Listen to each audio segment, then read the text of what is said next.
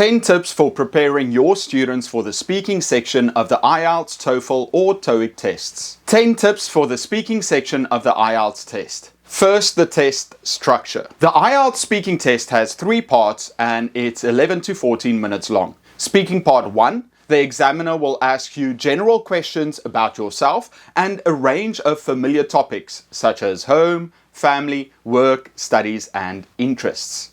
This part lasts between 4 and 5 minutes. Speaking part 2. You will be given a card which asks you to talk about a particular topic. You will have 1 minute to prepare before speaking for up to 2 minutes. The examiner will then ask 1 or 2 questions on the same topic. Speaking part 3. You will be asked further questions about the topic in part 2. These will give you the opportunity to discuss more abstract ideas and issues. This part of the test lasts between 4 and 5 minutes. Practice. Practice more than you consume. What does that mean? A lot of unsuccessful English learners believe that passive learning will help them improve their English speaking, which of course is untrue. If you only have 10 minutes to study speaking, 1 minute should be used on reading or listening to a prompt and at least 9 minutes solely focused on your speaking. This can be awkward because the hardest part for many English learners is getting over the uncomfortable feeling of speaking out loud.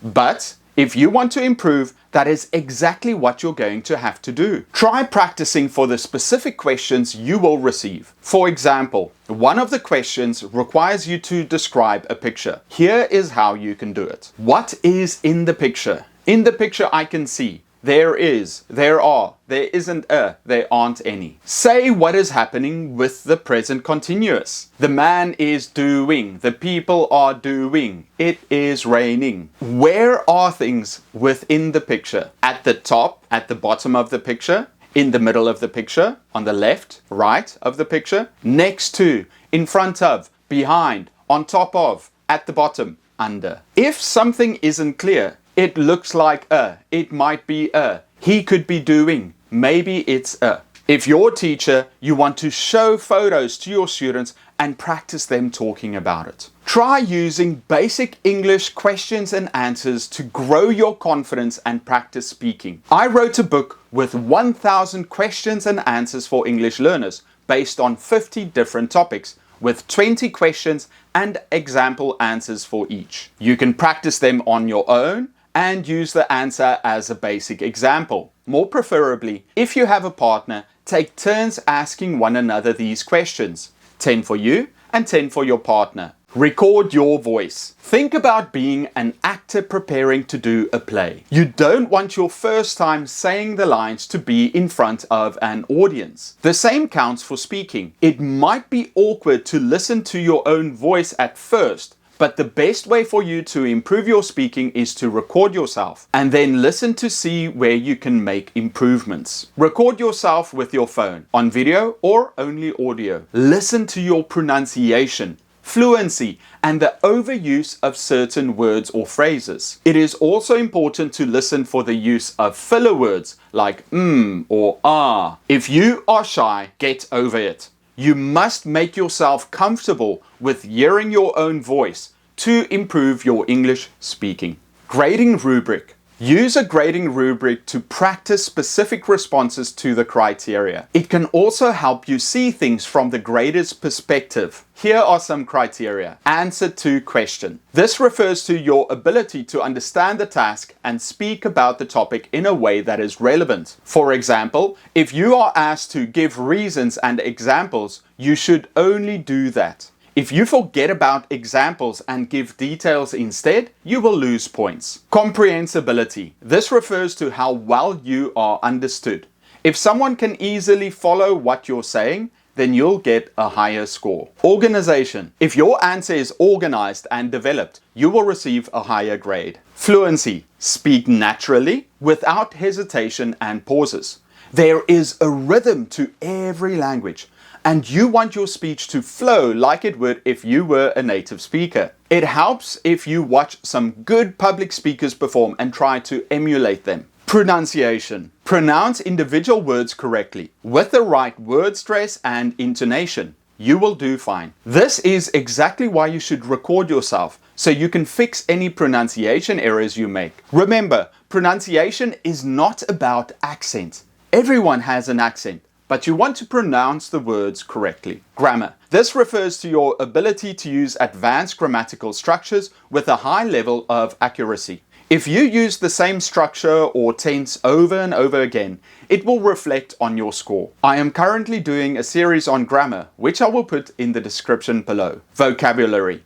Having a wide range of vocabulary will reflect better on you and help you achieve a better grade. I have a book with 1,300 academic vocabulary that gives you the meaning and example sentences of words you should know to improve your score. Checklists. Besides a grading rubric, you can use a checklist to practice your speaking and erase mistakes you make while speaking. Record yourself and then check how you performed with the checklist. Then improve on the weaknesses you have shown. Did I speak for 42 to 45 seconds? Was my introductions 12 seconds or less?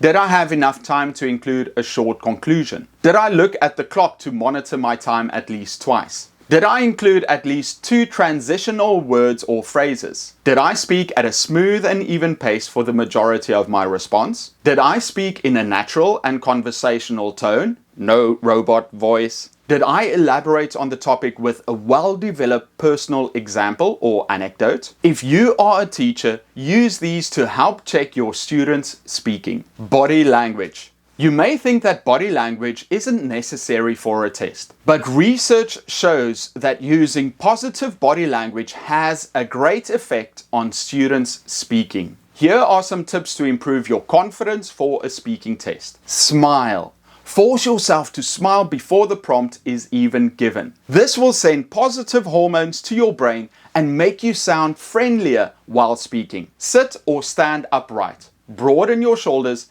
and take a deep breath. Many people forget to breathe and tense up their bodies, which makes them even more nervous. By sitting and standing with your back straight and taking up more space, your body will tell your brain that everything is okay.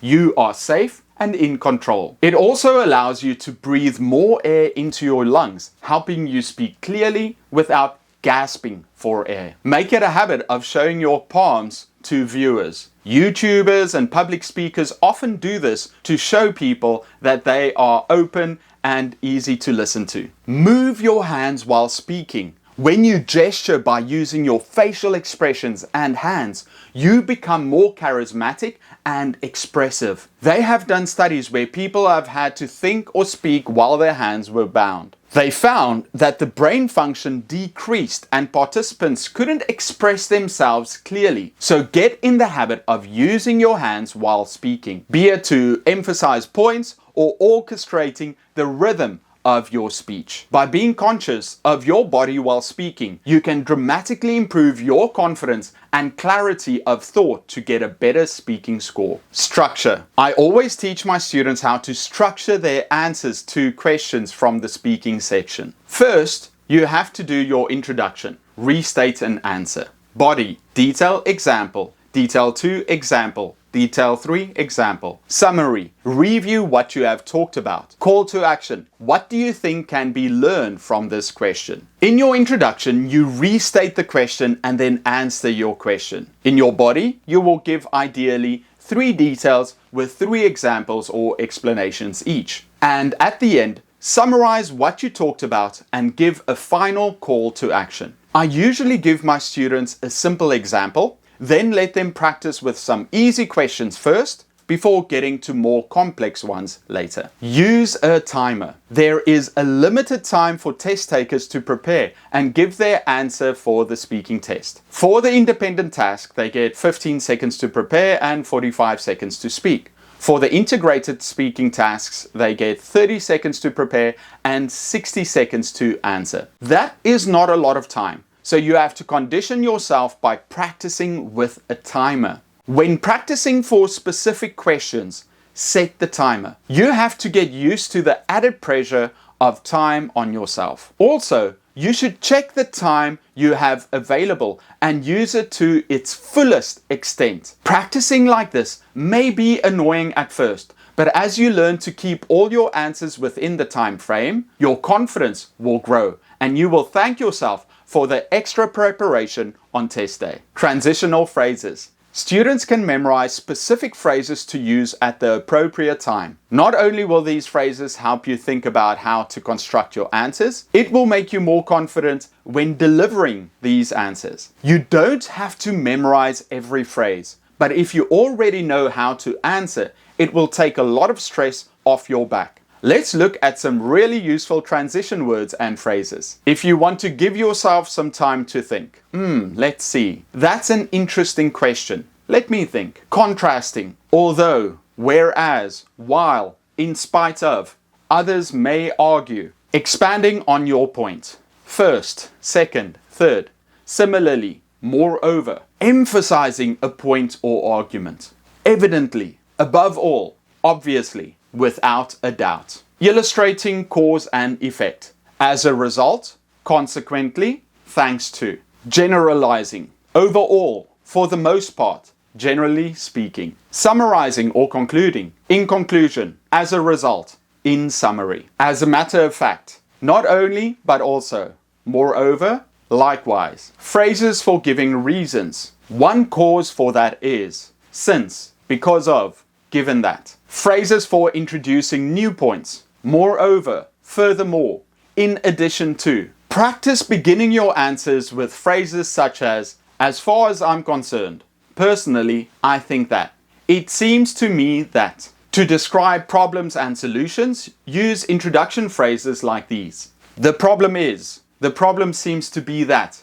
The real issue seems to be that. To compare and contrast ideas. Try expressions like, on the contrary. Instead, I'd say that. Some may argue that. Transitional verbs. Try to use transitional adverbs to make your speech flow. For example, however, therefore, consequently, moreover, nevertheless, nonetheless, thus, and hence. When discussing your personal opinions, use adjectives like reliable, resourceful, sensible, passionate, and bright. You need to demonstrate that you have a good knowledge of vocabulary. Including various adverbs and adjectives can add more expression and complexity to your English. Use phrasal verbs, but not too much. Native speakers often use phrasal verbs in conversation, especially in more informal situations. It's a good idea to use some phrasal verbs during your speaking test to show that you know them. Get on, get back, get over, look after, look up,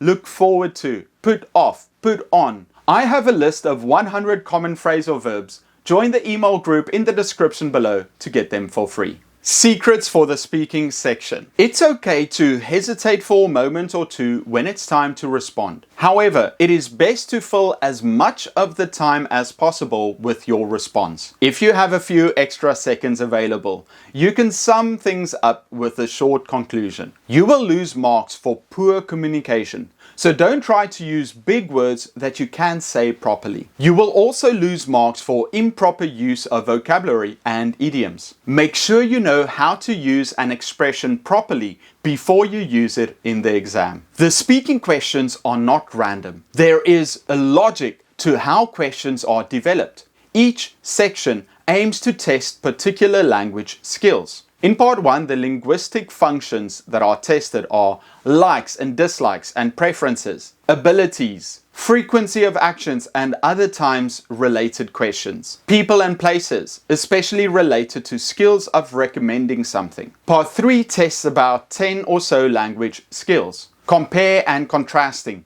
especially related to how things have changed from the past till now, speculating on future developments, advantages and disadvantages, problems and solutions, and again, several others. Pay close attention to tenses when comparing the past with now. Brainstorm different solutions to different kinds of problems and knowing phrases that could be used for clean transitions. I would argue that there are a wide range of measures that could be taken to tackle this problem. Every time the question is related to what or why you like something or whether you can do something, like you can play a musical instrument. The key to answering these questions is by going back into the past and pointing out when you developed interest in this activity. Trying to list the advantages of listening to pop music, which is a go-to answer for many students, is not a good strategy. Remember to practice regularly. Focus on pronunciation and intonation,